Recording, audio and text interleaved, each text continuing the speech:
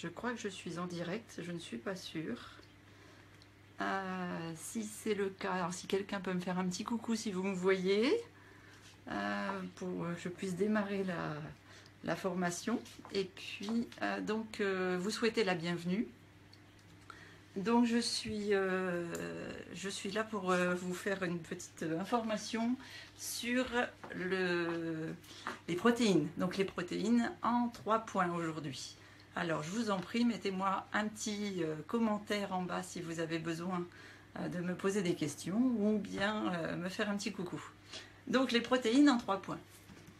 Alors je vais vous faire une introduction dans laquelle je vous parlerai de qu'est-ce que c'est que les protéines, quelles sont leurs fonctions, comment les assimile-t-on, quels sont nos besoins, donc simplement pour parler des protéines. Et ensuite, je ferai la différence entre les apports entre les protéines végétales et les protéines animales, ou bien comment les interchanger. Ça, c'est le premier point. Le deuxième point, ce sera comment consommer suffisamment de protéines de sources végétales quand on est végétarien ou végétalien sur une journée. Et en troisième point, doit-on associer les différentes sources de protéines végétales et comment? Voilà, et une conclusion. Ce sera sur les carences et les déficiences. Alors, le premier point, c'est qu'est-ce que les protéines? Donc, les protéines, elles font partie des 7 constituants de base de notre alimentation. Donc, vous avez, sont quasiment tous connus en fait, hein, les glucides, les lipides, les vitamines, les oligo-éléments, les minéraux, l'eau, et donc le 7e, les protéines. Ce sont les seules sources d'azote que l'homme peut utiliser, et l'azote est un élément indispensable à la vie. Les protéines, c'est ce qu'on appelle des macromolécules, donc elles sont constituées de chaînes d'acides aminés. Il en existe 20 au total, et il y en a 8 qui sont essentielles au corps humain, indispensables, c'est-à-dire qu'en fait, on ne les synthétise pas au niveau de notre organisme, donc on a besoin de les absorber. Ce sont des molécules organiques, qui sont constituées de carbone, d'hydrogène, d'oxygène et donc d'azote. Alors parfois on retrouve un petit peu de soufre ou de phosphore, mais c'est principalement ces 4 constituants-là. Quelles sont leurs fonctions? Donc les fonctions des protéines, elles sont très nombreuses, malgré ce qu'on pense. On peut distinguer les protéines de structure, ce qu'on appelle le collagène, la kératine, qui entrent dans la constitution des tissus, donc par exemple les os, les cheveux, la peau, les ongles, et ça apporte simplement une stabilité à l'ensemble. C'est pour ça que c'est grâce à eux qu'on tient debout. Et puis toutes les protéines à activité biologique. Donc les protéines à activité biologique, elles sont aussi très nombreuses. Il y a d'abord les enzymes, c'est ce qui nous permet de digérer. Donc on en a plusieurs, catalase, protéinase, je ne vais pas rentrer dans les termes scientifiques. Les hormones, par exemple la plus connue, l'insuline, qui est très connue notamment au niveau des diabétiques.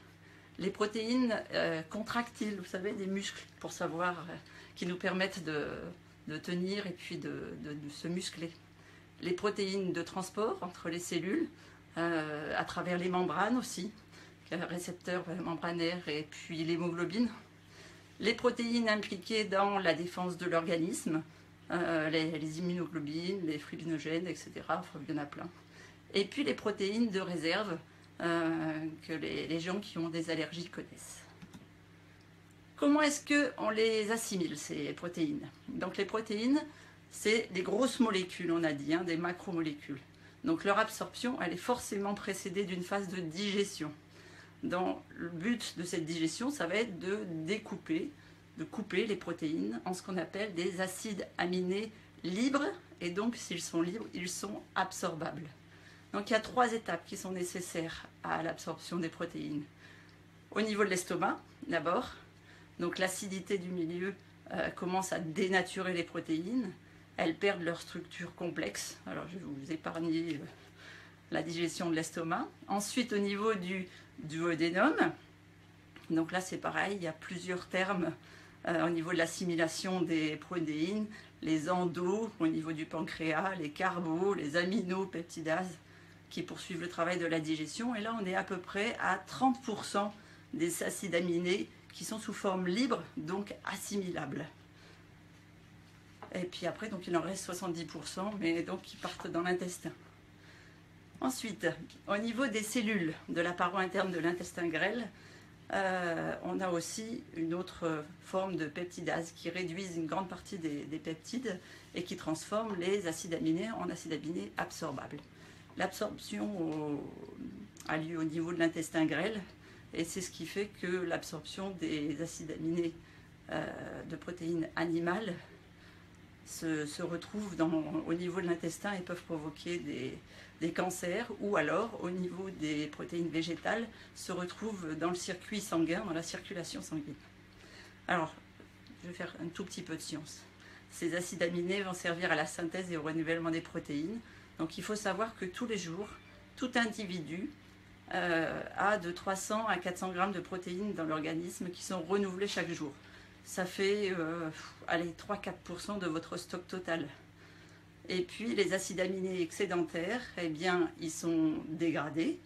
Vous avez peut-être déjà entendu parler, par exemple, de l'urée, qui est une molécule peu toxique et hydrosoluble, qui capte l'ammoniac. Donc c'est issu simplement de la dégradation des acides aminés au niveau du foie. Et l'urée est ensuite transportée vers les reins, où il sera à ce moment-là facilement éliminé. Alors, nos besoins. Déjà, est-ce qu'on a besoin de protéines? Oui, on a dit que ça faisait partie des 7 éléments indispensables. Donc, comment on peut faire pour les couvrir, ces besoins en protéines? Eh bien, on doit les couvrir d'abord parce qu'on a une grosse perte en azote. Donc, la première chose, c'est par un apport quotidien en protéines de bonne qualité. Qu'est-ce que c'est que de la bonne qualité? C'est simplement des protéines qui sont absorbables et bien équilibrées en acides aminés. Alors on a dit, dans les protéines, il y a 20 acides aminés. Il y en a 8 qui sont en fait indispensables, essentiels. Alors, pour un adulte, pour les adultes en général en bonne santé, ça va de l'ordre, c'est une moyenne que je vais vous donner là, mais c'est à peu près 0,9 grammes par kilo et par jour, pour faire votre calcul simplement. Et ça ne doit surtout pas excéder 9 à 12% de votre ration énergétique totale de la journée. Donc quand vous prenez toutes vos kilocalories, pas plus de 9 à 12%. Donc ce n'est pas une majorité. Ensuite, les apports en protéines, ils doivent être augmentés légèrement quand on a des dépenses énergétiques supérieures en fait, qui augmentent. Donc on va tout de suite penser au sport, par exemple, quand on fait une activité physique intense ou une activité physique prolongée. Mais c'est aussi le cas quand on a des grosses sources de stress ou bien quand on est malade. Et puis les apports, on va dire, qui sont légèrement plus élevés aussi pour les enfants au moment de l'adolescence, les femmes enceintes, les femmes qui allaitent et puis parfois quelques personnes âgées. Troisième point pour nos besoins, il y a 2 sources d'apport en protéines. Les protéines d'origine végétale et les protéines d'origine animale. Alors souvent, quand on pense protéines, on pense viande. Et pourtant, la viande a quelques composantes protéiniques, mais elle a aussi des fibres, des graisses, etc. Ce n'est pas, protéines égale viande. Il y a des protéines dans la viande, mais c'est tout. Leur qualité, donc, elle dépend simplement de leur composition d'acides aminés et surtout, je vous disais, les 8 acides aminés essentiels. Il faut savoir aussi, quand vous faites votre balance nutritionnelle sur la journée, que 1 gramme de protéines apporte à peu près 4 kilocalories. Alors, premier grand point que je voulais aborder avec vous, c'est la différence entre les apports en protéines végétales et les apports en protéines animales. Ou alors comment les intervertir, c'est ce qu'on disait l'autre fois, est-ce qu'on peut les échanger?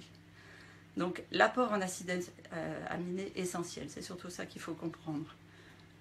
Les protéines végétales, elles sont déficitaires en lysine. La lysine, c'est un des acides aminés essentiels. Donc ça, c'est pour les céréales. Et si je parle maintenant des légumineuses, eh bien, elles vont être déficitaires, elles, en méthionine, qui est un autre acide aminé essentiel. Donc, pour les protéines végétales, un grand nombre de réactions dans l'organisme va être basé sur les acides aminés présents en plus faible quantité dans l'aliment. C'est pourquoi on conseille aux végétariens ou aux végétaliens ou vegan, d'associer une céréale à une légumineuse au cours d'un même repas ou à défaut d'une même journée pour rétablir cet équilibre aussi important et avoir ainsi les 8 acides aminés. Donc si vous réfléchissez un petit peu aux plats à travers le monde, vous allez voir par exemple qu'on peut associer dans les pays asiatiques le soja avec le riz, ou bien dans d'autres pays le riz avec les lentilles, ou dans les pays d'Afrique le blé avec les pois chiches, ou encore quand on va plutôt dans les pays en Amérique le riz avec les haricots rouges, ou bien encore les pâtes et les haricots, ou voilà, dans le sud de la France, dans les soupes, on va retrouver des pois cassés avec du riz. En fait, les associations, je dirais, de ces plats typiques et étrangers, eh bien, on va leur décerner la médaille parce que intuitivement, je ne sais plus comment on dit, pardon, ils ressentent les bienfaits en fait de ces associations végétales qui font qu'ils ont les 8 acides aminés. Donc, ensuite, on a vu les protéines végétales, on va voir maintenant les protéines d'origine animale. Elles ont un très gros inconvénient, ces protéines, c'est qu'elles sont très acidifiantes. Alors peut-être vous avez déjà entendu parler des aliments acidifiants, des aliments basifiants, et malheureusement les protéines d'origine végétale sont acidifiantes. Alors pourquoi cette différence? C'est simplement parce que ce sont des protéines qui sont liées à des minéraux tels que le chlore, le soufre, le phosphore, et qui, ces minéraux-là, une fois dans l'organisme, en fait, vont se transformer en acide fort. Ce qu'on appelle l'acide chlorhydrique, je ne sais pas si vous avez déjà senti, c'est très fort. L'acide sulfurique, c'est par exemple l'odeur de poisson pourri, d'œuf pourri, ou l'acide phosphorique. Et donc, les reins, qui sont les seuls organes capables de les traiter, qui ont donc une capacité à les éliminer, ont tout de même une capacité d'élimination assez limitée. Et donc une consommation de viande, poisson, œufs peut très vite entraîner l'accumulation de ces acides et provoquer des dégâts en chaîne au niveau du corps, dont l'urée par exemple, un excès d'urée. Et puis elles sont plus difficilement assimilables, surtout la nuit. Je pourrais vous expliquer pourquoi. Et donc, si je peux expliquer un petit peu encore la différence entre l'apport en protéines végétales et les apports en protéines animales, eh bien, à l'inverse de ce que je viens de dire, les protéines végétales, elles sont aussi associées à des minéraux, mais cette fois le potassium, le calcium, le magnésium, le sodium, qui vont donner des acides dits faibles ou bien alors volatiles, car ils ont la particularité d'être facilement métabolisés en acide carbonique. Donc du coup, ils sont éliminés de façon illimitée par les poumons, puisqu'on respire toute la journée. C'est donc important de diminuer les apports en protéines animales au profit des protéines végétales, surtout le soir, puisque la nuit, en fait, la digestion est au ralenti. C'est aussi nécessaire de compenser l'acidité provoquée par la consommation des protéines d'origine animale par une consommation de légumes qui, eux, ont des pouvoirs alcanisants, ce qu'on appelle antiacides, en fait. Exactement ce que je préconise quand on vient en rendez-vous avec moi. Donc, bilan du premier point, les protéines d'origine animale, qui proviennent de la viande, des poissons, des crustacés, des œufs, mais aussi du lait, des produits laitiers en général, des fromages, sont à limiter en quantité, et surtout pas à consommer le soir. Et les protéines d'origine végétale, qui cette fois proviennent des céréales, donc on a par exemple le blé, l'avoine, le seigle, le maïs, ou des légumineuses, tout ce qui est pois chiches, lentilles, soja, fèves, etc. Mais aussi d'autres sources qui ne sont pas à négliger, comme certains légumes. Donc on a par exemple un peu de protéines dans les brocolis, les pommes de terre, les cacahuètes, les patates douces, etc. Les fruits oléagineux, l'avocat, les noix, les noisettes, les noix de cajou, les amandes, mais aussi des protéines dans certaines algues, comme la spiruline, ou bien des herbacées ou des fleurs, comme le quinoa, comme le sarrasin. Et pour ces deux derniers, c'est très intéressant parce qu'ils contiennent, tout comme le soja, les 8 acides aminés. Donc il n'y a pas besoin de les associer avec une autre source végétale. Deuxième grand point. Comment consommer suffisamment de protéines de source végétale quand on veut remplacer la viande? Donc, pour consommer vos protéines végétales, on a vu qu'il y avait plusieurs groupes alimentaires dans lesquels on pouvait trouver des protéines végétales, donc les mieux pourvues, c'est-à-dire celles où il y en a le plus. Ce sont les légumineuses. Alors, si je fais un petit résumé, en tout cas, ce qui me vient comme ça, c'est les lentilles, vertes, brunes, lentilles corail, les pois chiches, les pois cassés, les haricots secs, que ce soit les blancs, les rouges, les noirs, les tachetés, il y en a qu'on appelle aussi azuki, etc. Bref, toutes les légumineuses. Ensuite, le soja et ses dérivés. Donc on va avoir tofu nature, tofu fumé, tofu cuisiné, tofu soyeux, mais aussi le tempeh, le sétan, etc. Bref, les dérivés du soja. Alors je ferai une petite aparté pour le lait de soja tout de même, que je pourrais vous expliquer un jour. Ensuite, les céréales et leurs dérivés contiennent aussi de nombreuses protéines, comme à nouveau le sétan, puisqu'on a du sétan d'orge, les pâtes, notamment toutes les pâtes semi-complètes, les pâtes complètes ou les pâtes de légumineuses, mais de céréales en général, les farines, toutes sortes de farines, et les semoules. Donc on a là à ce moment-là le blé, le maïs, l'orge, le seigle, le boulgour, le riz. On peut mettre le quinoa aussi, pourquoi pas, dans cette, et le sarrasin dans cette gamme-là, puisqu'ils sont très riches en protéines, même si ce ne sont pas des céréales. Et puis après, on a un apport en protéines, mais cette fois un petit peu moins, au niveau des légumes, par exemple, toutes sortes de légumes, mais aussi au niveau des oléagineux. Alors là, je les mettrais quasiment à 10% près sur le même piédestal que les céréales et les légumineuses. Donc qu'est-ce qu'on a en oléagineux? On a les noix du Brésil, les noix de pécan, les noix de Grenoble, les noix de cajou, les pistaches, les noisettes, les amandes, etc. L'avocat, qu'il ne faut pas oublier dans les oléagineux.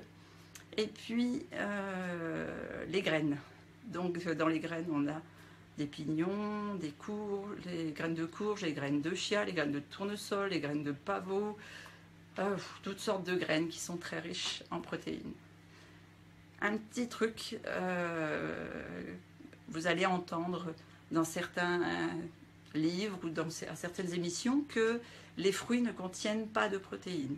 Alors, moi je vous dirais qu'elles en contiennent peu, mais elles en contiennent tout de même. Surtout les fruits qui contiennent des graines. Vous savez, par exemple, les framboises, les fraises, les mûres. Eh bien, on peut dire qu'ils contiennent un peu de protéines. Mais on les met toujours dans l'alimentation végétarienne et végétalienne, mais pour d'autres valeurs nutritionnelles, notamment les fibres, l'eau et les vitamines et minéraux. Alors maintenant, comment peut-on, c'est le troisième point, comment peut-on associer les différentes sources de protéines végétales et est-ce qu'on doit les associer? Donc, pour être sûr, on a dit qu'il fallait un apport en 8 acides aminés essentiels dans le corps. Donc, pour être sûr de s'assurer de cet apport, sans mettre de protéines animales, eh bien, on doit veiller à consommer des protéines végétales complémentaires. Donc, réaliser des complémentarités entre les deux catégories d'aliments les mieux pourvus en protéines végétales sur une journée, sur 24 heures, ce qu'on appelle les céréales et les légumineuses.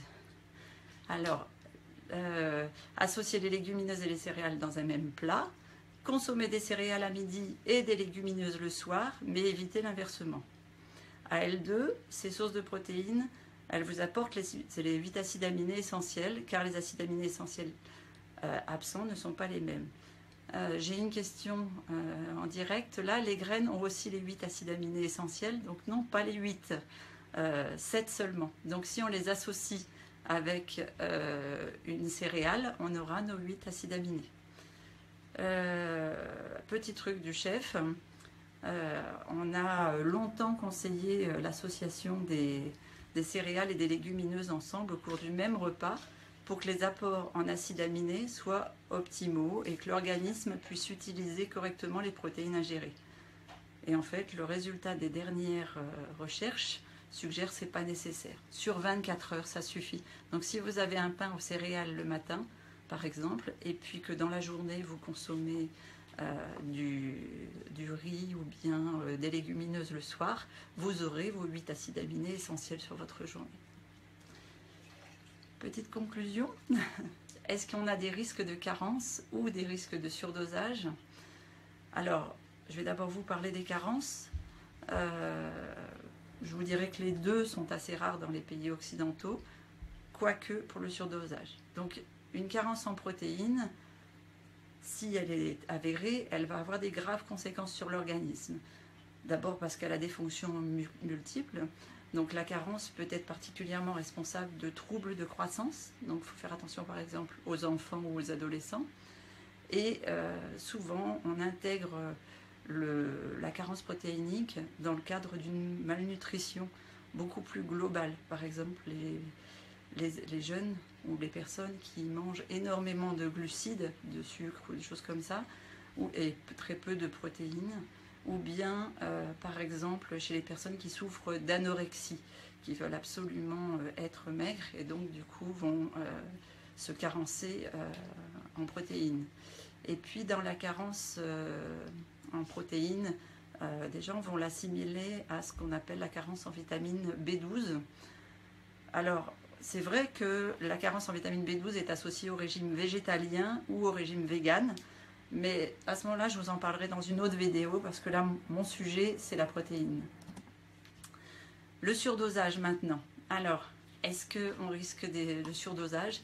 Les excès de protéines sont de plus en plus fréquents dans le monde occidental parce qu'ils sont liés justement à l'excès de consommation de protéines d'origine animale qui ne sont pas totalement absorbées par le corps, qui se dégradent dans les intestins, pourrissent. On a des gaz nauséabonds au niveau des intestins et peuvent être un facteur de risque du côlon. Vous en avez vu à la télé où l'OMS faisait des préconisations quant à la quantité de consommation de protéines d'origine animale. Et ils affectent aussi les reins dont l'activité est accrue pour l'élimination. Je vous expliquais que c'était les reins qui éliminaient l'excès d'acides aminés d'origine animale, compte tenu de leur rôle donc, dans le métabolisme des protéines. Et la dégradation des protéines en excès augmente l'excrétion urinaire de calcium et d'urée, et ça peut favoriser, par exemple, pour le calcium, la constitution de calculs rénaux qui font de grosses douleurs au niveau des reins, ou bien alors l'apparition d'ostéoporose. Donc, c'est admis, de toute façon, aujourd'hui, au niveau scientifique, que les Occidentaux consomment trop de protéines animales. Donc on a fini pour aujourd'hui. S'il y a une ou deux questions, c'est avec plaisir que je vous répondrai, là en direct. Sinon, je vous donne rendez-vous samedi prochain pour une nouvelle vidéo qui s'appelle les compléments alimentaires. Pourquoi, comment, quels sont nos besoins, comprendre les compléments alimentaires, savoir les choisir aussi.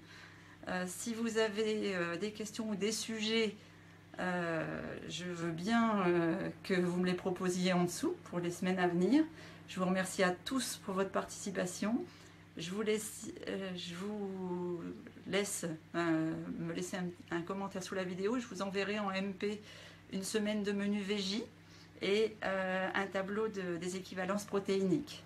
Je vous souhaite une bonne soirée et un très beau week-end. Alors j'ai une petite question. Alors oui, coucou à tout le monde. Et puis l'œuf est une protéine animale, donc elle contient 7 grammes de protéines. Vous pourrez le voir dans le tableau des équivalences. Et donc c'est une protéine animale. De rien. Alors est-ce qu'il y a d'autres questions?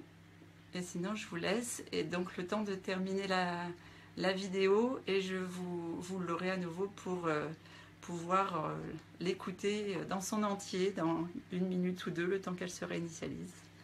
À tout bientôt!